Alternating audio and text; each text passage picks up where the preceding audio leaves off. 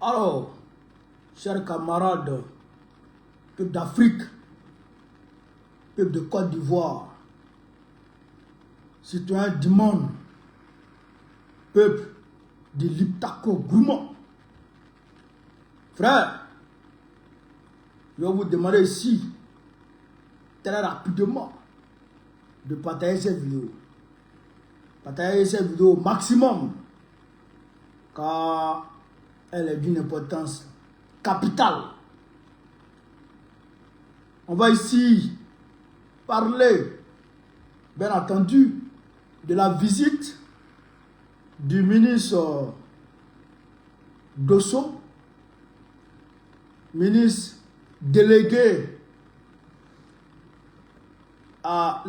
délégué chargé de l'intégration africaine et des Ivoiriens de l'extérieur, qui n'est pas le véritable ministre des Affaires étrangères de la Côte d'Ivoire. Je crois que le ministre des Affaires étrangères, c'est Kakou Andom. Je pense bien. Voilà. Donc, il est venu au Burkina Faso ici. Il a été reçu par l'imminent diplomate, le ministre des Affaires étrangères du Burkina Faso, Karamogo Jean-Marie Traoré. Donc, chers camarades peu d'Afrique, on va en parler. Et à côté de ça, comme deuxième sujet majeur, on va parler des livreurs. Alors qu'en 2024, précisément le 7 octobre 2024, je lançais l'alerte pour dire aux livreurs que Drass Bretet a interdit les motos à Abidjan depuis 2024. Je donne l'information. Vous pouvez aller vérifier. D'ailleurs, après, je vais publier la vidéo sur ma page. Vous allez voir. Alors, donc, comme un peu d'Afrique, on va essayer de rentrer dans le vif du sujet. Mais avant de rentrer dans le vif du sujet, je voudrais ici adresser mes condoléances les plus attristées au frère Aré Chéné qui a perdu sa femme, son épouse, et qui a perdu aujourd'hui encore. Qui a perdu aujourd'hui encore son pasteur, son père spirituel. C'est un peu fort. Je voudrais lui adresser mes sincères condoléances. Et je voudrais aussi ici l'assurer que nous prions pour le repos de l'âme de sa femme et aussi de son père spirituel. À côté de ça, il y a aussi le PEX. L'une soit salué. Le PEX, le président exécutif, le ministre Dano Djedje, qui aussi a perdu son grand frère. Monsieur le ministre Yako, nous prions aussi pour l'âme de notre tonton, pour le repos de l'âme de notre tonton. Que Dieu l'accueille dans son paradis céleste. Camarades d'Afrique, quand j'ai dit ça, le samedi prochain à New York, grande manifestation, le samedi prochain à New York. Samedi prochain, grande manifestation des Ivoiriens. Voilà. Du trop c'est trop. Du trop c'est trop à New York. Voilà.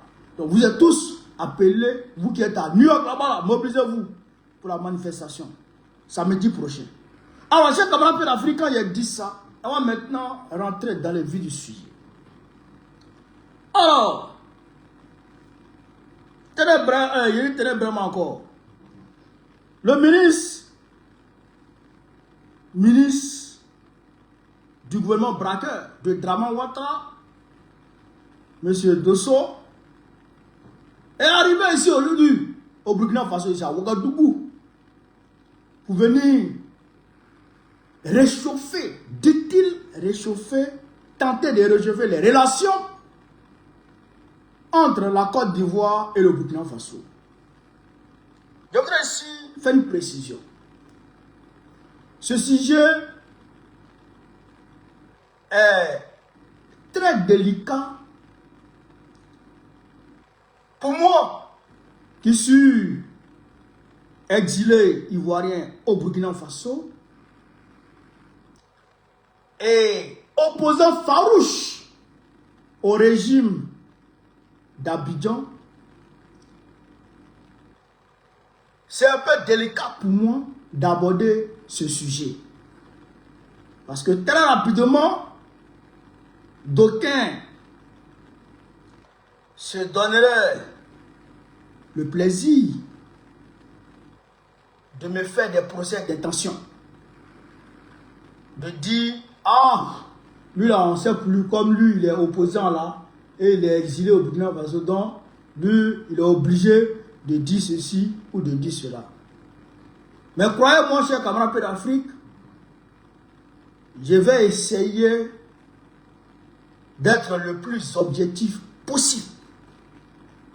Le plus objectif possible. Débarrasser de toute récupération politique de cette histoire. Parce que, à un moment donné, il faut mettre la politique politicienne de côté. Et d'ailleurs, même la politique politicienne, moi, je ne sais pas faire. Moi, je ne sais pas faire ça. Et moi, je suis franc dans mes affaires. Quand c'est blanc, il dit c'est blanc. Quand c'est jaune, je dis c'est jaune. Moi, je ne sais pas faire ça. Vous comprenez ça? Donc, on va essayer ici d'être le plus objectif possible. Parce qu'il s'agit de la vie de nos populations de la sous-région. Il s'agit du bien-être de nos populations de la sous-région. On peut régler les problèmes entre nous, deux pays, entre nos pays voisins, et puis faire la politique. Ça, on peut faire ça. C'est comme on dit au niveau de l'Europe, au sein de l'Union européenne. Hop, il n'y a pas de problème, il n'y a pas d'animosité entre les pays. Mais de part et d'autre, les partis politiques s'allument. Les partis politiques s'allument. Mais quand il s'agit de la nation, et quand il s'agit des intérêts de l'espace, tout le monde se lève, tout le monde fait bloc, et tout le monde combat l'agresseur. C'est ça, c'est comme ça. Donc, moi je voudrais que cet exemple-là, on puisse le copier ici. Entre nos pays-là, on n'a qu'à enlever les animosités entre nous. Et puis, à l'intérieur des pays maintenant, on peut faire la politique tranquillement. Donc, je voudrais faire cette précision d'abord. Alors, donc, on va ici écouter le ministre ivoirien avant d'écouter le ministre burkinabé, avant de donner notre position, avant de donner notre analyse. Chers camarades d'Afrique, je vous demande de partager au maximum la vidéo, de la mettre partout à travers le monde. On va écouter sur le ministre. Nos relations sont dans une situation particulière et il était important que nous puissions donc faire ce déplacement. Parce que la Côte d'Ivoire et le Burkina, comme je l'ai indiqué à M. le ministre, sont des poumons de même poids économique et social.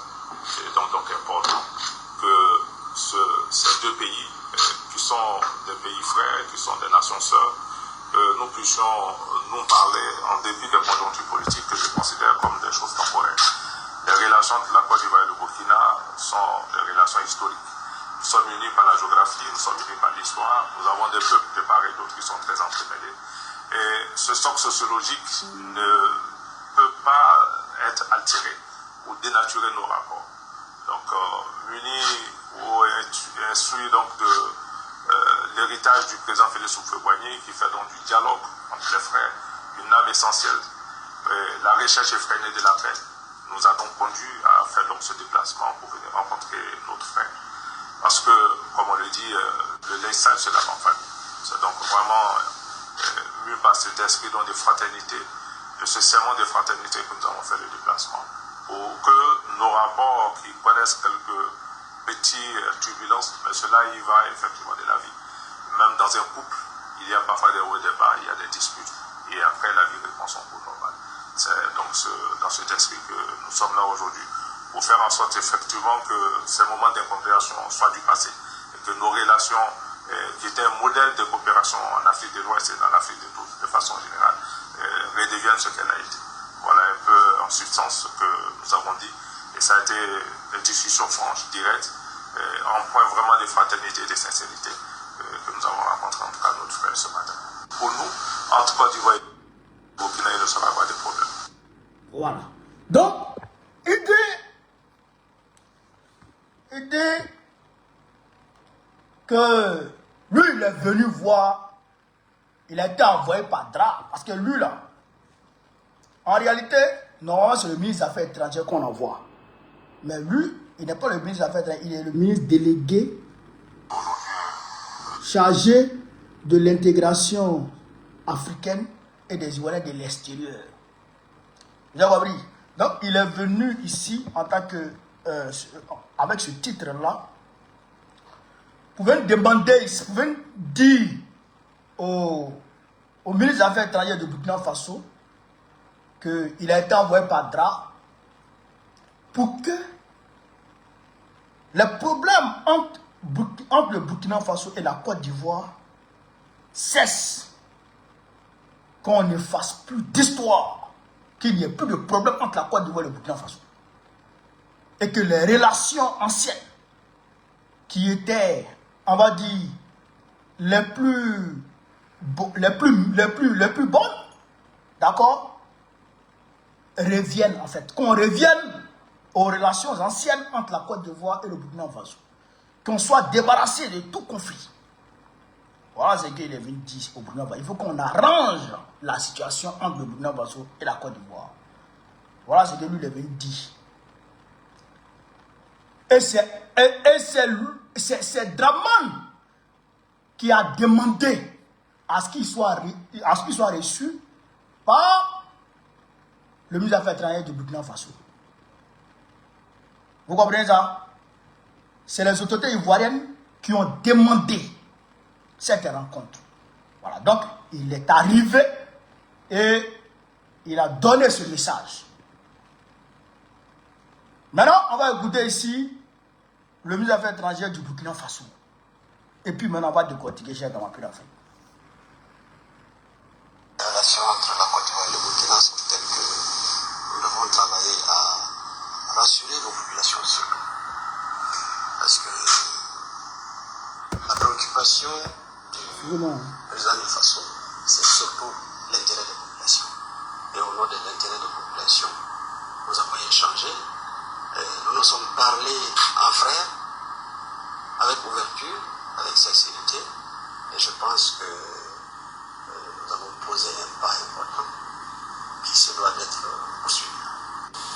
Le Burkina Faso reste ouvert. Nous avons accueilli nos frères de la Côte d'Ivoire. C'est un signal de dire que nous ne sommes pas une terre fermée. C'est un signal aussi de dire que nous sommes ouverts pour peu que nous puissions travailler à lever ces boulots de rendement.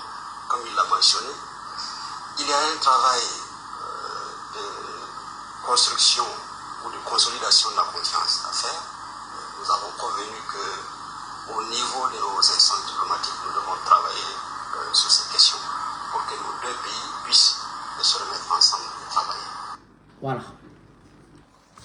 Donc, lui, il a parlé, le ministre des Affaires étrangères du Burkina Faso aussi a parlé. Il dit, nous les avons accueillis, nos frères de la Côte d'Ivoire, nous les avons accueillis. Nous les avons reçus, nous les avons écoutés, nous avons parlé franchement. Et il faut que on puisse consolider la confiance, construire ou consolider la confiance entre nos deux parties. Est-ce que vous comprenez l'affaire? Est-ce que vous comprenez l'affaire?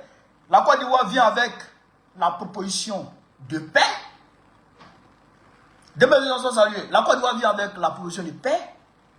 Le Burkina Faso dit, ok, j'ai compris. Il faut que ta démarche soit sincère. Il faut que ta démarche soit sincère. Et c'est là la sincérité là, que se situe tout le problème. J'ai dit qu'on allait parler de façon objective, débarrasser de tout calcul politique, de toute tentative de récupérer, de toute vérité de récupération politique. Est-ce que vous comprenez ça? Le Burkina Faso dit, il n'y a pas de souci. Mais est-ce que vous, là, vous êtes sincère? Et c'est là le problème. Est-ce que la Côte d'Ivoire, est-ce que Ouattara est sincère dans cette démarche de recherche de paix avec le Burkina Faso? Est-ce qu'il est sincère? Voilà la question. Sinon, la démarche est louable. La démarche est des plus louables. Rechercher la paix avec ton frère, rechercher la paix avec ton voisin, mais c'est louable. Et le fait que le Burkina Faso ait accepté de recevoir cette délégation veut dire que le Burkina Faso est dans une disposition de paix. Le Burkina Faso est dans une ouverture claire d'esprit vis-à-vis de ses voisins, vis-à-vis de ses frères. Parce qu'il y a ces personnes qui disent, non, mais pourquoi ils les ont reçus même? Pourquoi ils les ont... Non, mais s'ils ne les recevaient pas, demain, ils allaient aller dire sur les plateaux qu'ils ont demandé à rencontrer les auteurs burkinabés et que les auteurs burkinabés ont refusé et que les auteurs burkinabés sont engagés dans une voie de belligérance vis-à-vis de la Côte d'Ivoire. Ils allaient dire ça. Mais aujourd'hui, comme ils ont accepté de les recevoir, ils ne peuvent plus dire ça. Est-ce que vous comprenez? Est-ce que vous comprenez? Donc, toute la question, c'est de la sincérité. Et c'est là qu'on va s'apaisantir. C'est là qu'on va creuser. Est-ce que Dra est sincère? Voilà la question.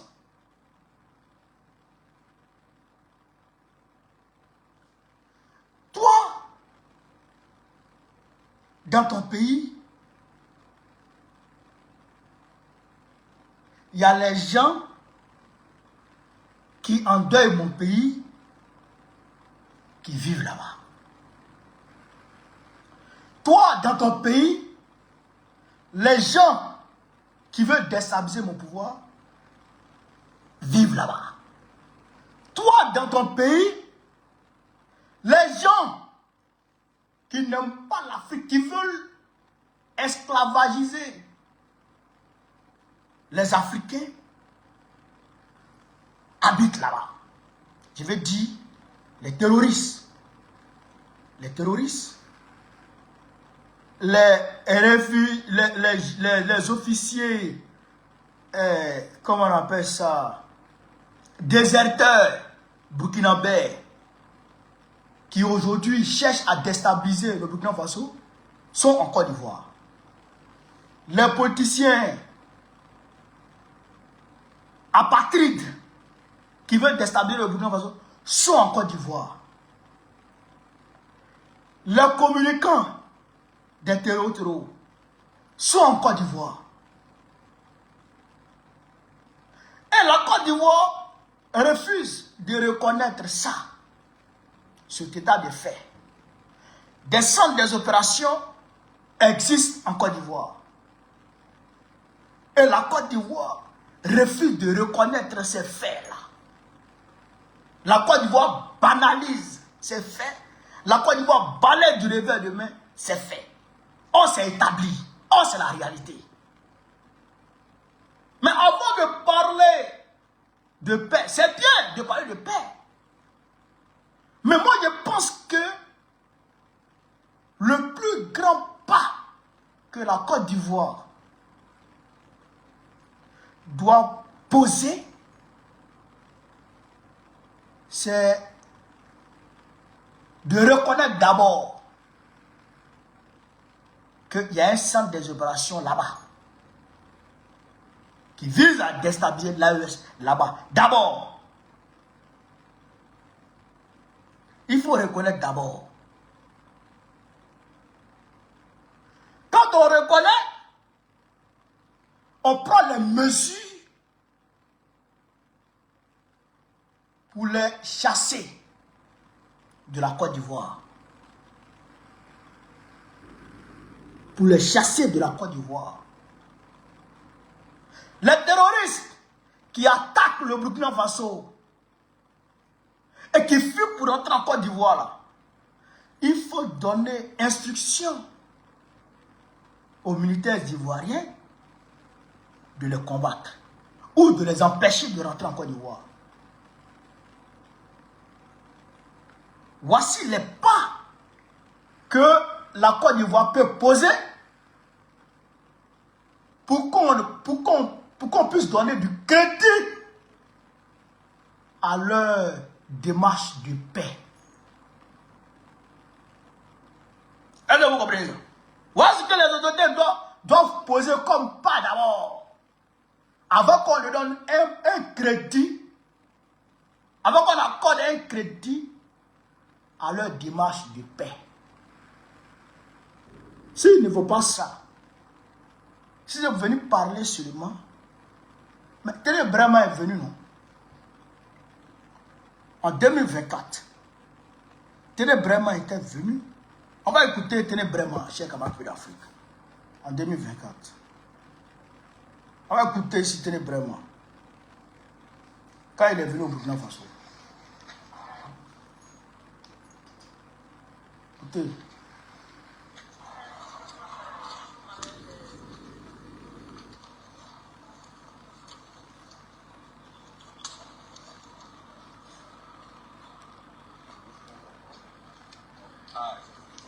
Voilà.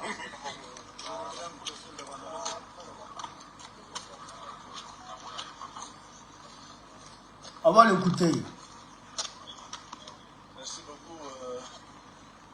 Je voudrais, au nom de son Excellence, Monsieur le Président de la République de Côte d'Ivoire, remercier son homologue burkinabé, président de la transition, le capitaine Ibrahim Traoré, pour l'occasion qui nous a été offerte de pouvoir échanger ici à Niamey ce jour.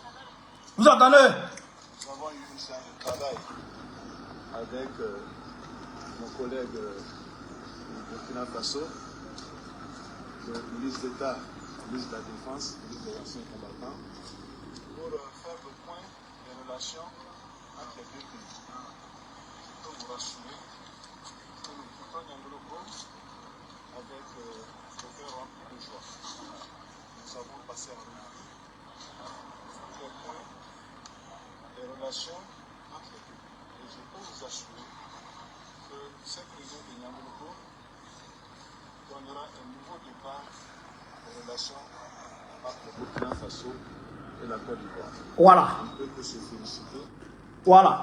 Ça, c'était à Niangologo en 2024. Il est venu, il a été reçu par le ministre de la Défense du Burkina Faso. Téné Brema. Et ils ont parlé, ils disent qu'ils sont compris et qu'ils vont travailler ensemble à la sécurisation de la frontière entre les deux pays. Est-ce qu'il y a eu gain de cause? Les jeunes ne se sont pas empirés. C'est après ça même que les militaires ivoiriens faisaient incursion en territoire burkinabé. Et c'est à ce moment même qu'il y a un jeune VDP qui a stoppé, on va dire, des militaires ivoiriens. Vous vous rappelez déjà, non? Le VDP qui a stoppé les militaires ivoiriens, là, qui rentraient au Burkina Faso. C'est après tout ça qu'on a vu les terroristes venir frapper et puis aller se réfugier au Burkina Faso, en Côte d'Ivoire. Donc en réalité, les mots là ne suffisent pas. Les visites là, ça ne sert à rien. Il faut poser les vrais pas. Il faut poser les vrais pas pour qu'on puisse donner du crédit à votre démarche. Et pour être franc, en toute objectivité, c'est pas Ouattara qui pourra normaliser les relations entre le Burkina Faso et la Côte d'Ivoire. Jamais. Jamais, il ne peut pas. C'est pas Ouattara qui est là, qui pourra normaliser la situation entre la Côte d'Ivoire et le Burkina Faso. Il ne peut pas. Mais puisqu'il est tenu par la France, il a plus de 120 habitations en France. Plus de 120 habitations. Tous ses intérêts sont en France. Il a maison dans le 16e arrondissement. Il a fait quoi? Ou bien la France s'est réconciliée avec... Macron s'est déjà réconcilié avec IB. Ouattara, c'est un pion. Ouattara, c'est un pion dans un système. Il est contrôlé par la France. Il est contrôlé par Macron. Si Macron n'est pas d'accord, Ouattara ne peut rien faire. Donc, cette visite-là, peut-être que ça cache autre chose. Et ça, il faut que les autorités burkinabés fassent attention. Ils savent qu'ils sont déjà avertis. Mais il faut qu'ils fassent attention. Puisque, en 2001, quand le président Gbagbo accède au pouvoir et qu'il ouvre le forum de réconciliation, qui était un théâtre de dialogue où chacun venait s'exprimer. Mais Ouattara est venu au dialogue. Il a fait croire au président Laurent Gbagbo qu'il était engagé dans la voie du dialogue. Il a fait croire à tout le monde qu'il était engagé dans la voie du dialogue pour une réconciliation vraie entre Ivoiriens. Mais pendant qu'il était au dialogue, il était en train de préparer la rébellion de 2002 ici au Burkina Faso.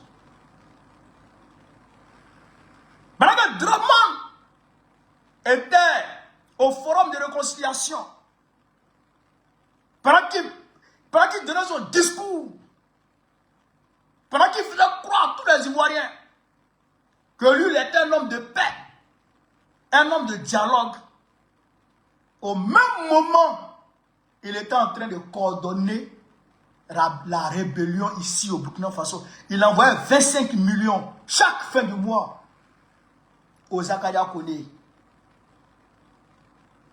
Pendant qu'il était en train de faire le dialogue, pendant qu'il était en train de dialoguer avec le président Gbagbo. Comparaison n'a pas raison, hein. Mais quand un homme marche, il laisse des traces. Et quand on regarde ces traces-là, on sait où il va. Cette visite-là cache beaucoup de choses. Et il faut que les Burkinabés fassent attention dès maintenant. Parce qu'en réalité, ce n'est pas Draman qui pourra normaliser la situation avec le Burkina Faso. Le Burkina Faso de IB, il faut bien préciser, le Burkina Faso de IB, là, qui est aujourd'hui engagé dans une voie de révolution, ce n'est pas Draman Ouattara, valet de Macron, qui pourra normaliser la situation, à moins que lui-même s'engage dans une voie révolutionnaire. À moins que Draman s'engage dans une voie de révolution par rapport à son patron Macron. À ce moment, les deux chemins peuvent se croiser. Il est révolutionnaire. Si lui s'engage dans une voie de révolution, forcément, les deux voies peuvent se croiser. Et si ça se croise, à ce moment, on peut parler de normalisation de la situation. Est-ce que je peux comprendre? Voilà, ça c'est une possibilité. Mais Draman que je connais là, avec la Côte d'Ivoire actuelle, s'il s'engage dans cette voie le lendemain, ils vont l'éliminer. S'ils s'engagent dans cette voie, le lendemain, ils vont l'éliminer. Parce que sa sécurité, c'est les Français qui gèrent. La Côte d'Ivoire, c'est les Français qui gèrent. Donc, s'ils s'amusent, ils vont l'éliminer. Donc, moi, je ne pense pas que Dramane qui est là, puisse normaliser la situation. C'est mon avis. C'est mon avis. Voilà. Je n'ai pas la science infuse. C'est mon avis. Peut-être que d'autres peuvent avoir meilleure analyse sur la situation que moi. Mais en tout cas, c'est mon avis qui est là. Moi, c'est mon analyse qui est là. Est-ce que vous comprenez un peu? Parce que j'ai dit, il faut qu'on soit objectif. Voilà, parce que c'est très important cette histoire. Voilà. Donc, en conclusion, si Dra est sincère dans cette démarche, et qu'il s'est engagé dans une voie de révolution, pour le meilleur, pour les intérêts des Africains, à ce moment, nous saluons la démarche. Et la démarche ne peut qu'être bénéfique pour les Africains. Mais, dans ces conditions-là, Dra, en tant que valet de Macron, s'engager dans cette voie, non seulement c'est de l'hypocrisie, mais il faut dire que ça cache beaucoup d'actions perfides derrière. Ça cache beaucoup d'actions perfides derrière. Peut-être qu'ils sont en train de ruser avec cette visite, distraire les gens et en bas préparer un coup louche. Parce qu'il faut le dire, quand ils s'acharnent, quand ils les voient s'acharner sur un pays de l'AES, c'est qu'ils sont en train de préparer un coup louche contre un autre pays. Quand ils les voient s'acharner avec leurs médias tabou battant sur un pays, c'est qu'ils sont en train de préparer un gros coup louche contre un autre pays. Et les autorités de l'AES savent ça. Donc cette visite-là, il faut qu'on fasse beaucoup attention à cette visite. Voilà mon avis. La chute d'Alassane Dramane Ouattara doit être un objectif géopolitique, géostratégique obligatoire pour l'Afrique en lutte. Je donne un rendez-vous. Il sera assis à terre et puis on va lui donner. Il y a une croix spirituellement sur ce régime. Et je vous l'ai dit, Alassane Dramane Ouattara sera pris. Sa femme sera prise. Son frère sera pris. Et leur arrogance, leur orgueil, ils n'auront que leurs larmes. Et leur humiliation va être totale. Leur humiliation va être totale. Mais ce que Dieu leur réserve, c'est incroyable. Je ne vais pas donner plus de détails.